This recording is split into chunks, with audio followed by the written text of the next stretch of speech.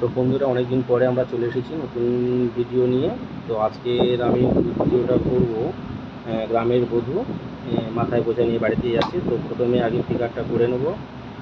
বিশেষ করে কয়েকটা দিন আমি করতে পারিনি এই কারণে, কারণ আমার পুজোর কাজ ছিল।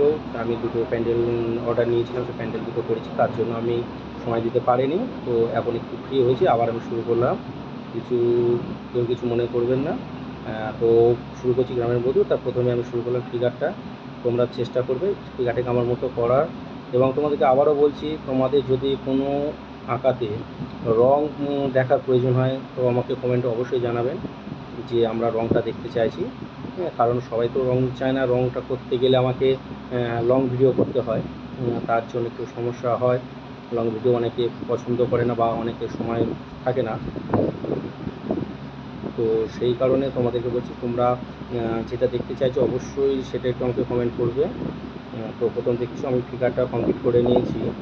তো এখানে ফিগারটা জাস্ট একটু লম্বার জন্য যে আমি যে স্ট্যান্ডটা ব্যবহার করি, সেই স্ট্যান্ডটাতে একটু সমস্যা হচ্ছে, প্রবলেম হচ্ছে, তার জন্য ছবিটা একটু লম্বাভাবে মনে হচ্ছে।